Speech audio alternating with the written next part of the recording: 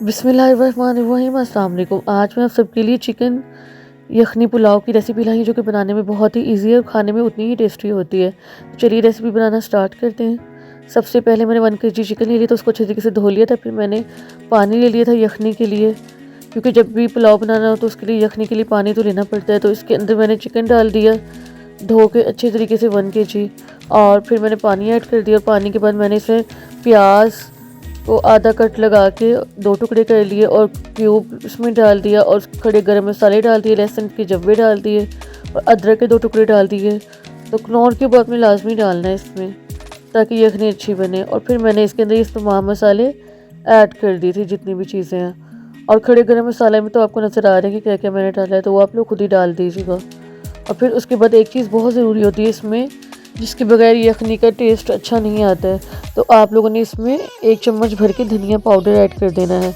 मेरे पास साबुत धनिया नहीं था अवेलेबल, तो इसलिए मैंने धनिया पाउडर ऐड कर दिया था। आप लोग के पास अगर साबुत धनिया हो तो वो ऐड कर दीजिएगा।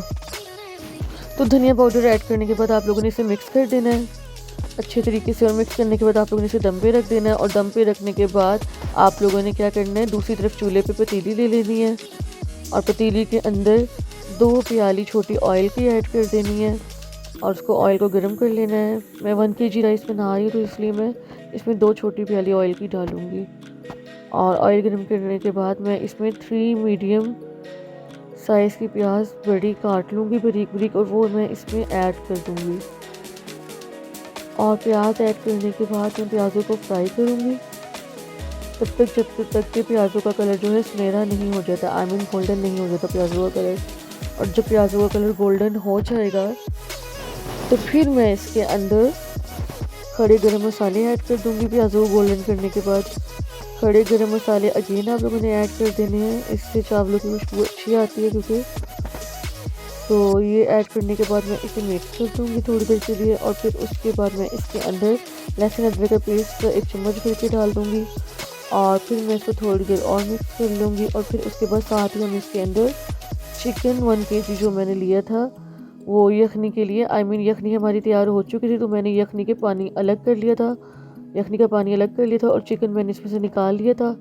तो अब मैं चिकन इसके अंदर ऐड कर दूँगी, और चिकन को ऐड करने के बाद मैं इसको भूनूँगी थोड़ी देर। और इसको हम लोग इतना भूनेंगे कि चिकन हमारा थोड़ा गल जाए। उसके बाद मैं इसके अंदर लाल मिर्च का पाउडर मैंने ऐड कर दिया था 2 चम्मच, काली मिर्च का पाउडर 1 चम्मच ऐड कर दिया था, गरम मसाला पाउडर ऐड कर दिया था, और नमक ऐड कर दिया था मैंने इसके अंदर 1 चम्मच भर के। और यखनी में भी मैंने आधा चम्मच नमक डाला था, तो इसलिए मैं 1 चम्मच नमक इसमें और डालूँगी, क्योंकि ऑलरेडी मैंने यखनी में भी नमक डाल दिया था, वो मैं बताना आपको भूल गई थी। तो इसलिए मसाले में मैंने सिर्फ 1 चम्मच और नमक डाला था। तो अब मैं इसको अच्छे तरीके से तब तक भूनूंगी जब तक इसका मसाला इसमें मेल्ट नहीं हो जाता। तो ये आप देख सकते हैं मुझे भूनते हुए 6 से 7 मिनट हो चुके थे, 8 मिनट बल्कि हो चुके थे। तो इसको मैंने अच्छे तरीके से भून लिया था। और अब मैं इसके अंदर 1/2 kg टमाटर मैंने बारीक काट लिए थे, और वो मैं इसमें ऐड कर दूँगी। और टमाटर ऐड करने के बाद मैं इसको इतना भूनूंगी कि जितने भी टमाटर है वो इसमें अच्छे तरीके से मेल्ट हो जाए, और हमारे मसाला जो है अच्छे तरीके से इसमें मेल्ट हो जाए, और टमाटर भी इसमें मेल्ट हो जाए। इतना आप लोगों ने इसे भूनना है, अच्छे तरीके से आप लोगों ने इसे भूनना है मसाले को इसके अंदर, चिकन के अंदर। और जब टमाटर हमारे मेल्ट हो जाएंगे और तमाम मसाला भी अच्छे तरीके से इसमें मेल्ट हो जाएगा, तो आप लोगों ने क्या करना है, दूसरी तरफ जो आप लोगों ने यखनी का पानी अलग से निकाल के रखा हुआ था, वो आप लोगों ने ये यखनी का पानी 7 कप डाल देने हैं उसके अंदर। मैंने मेजरमेंट करके यखनी का पानी डाला था, 5 कप मेरे पास चावल थे, और ये मेजरमेंट का आप लोग देख लें।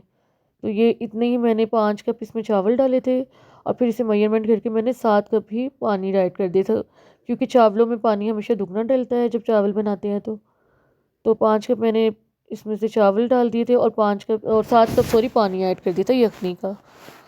इससे चावल हमारे परफेक्ट बनेंगे और खिले हुए बनेंगे। और मैंने बासमती राइस ले लिए थे 1 kg, उसे अच्छे तरीके से मैंने धो लिया था, 2 घंटे के लिए रख दिया था।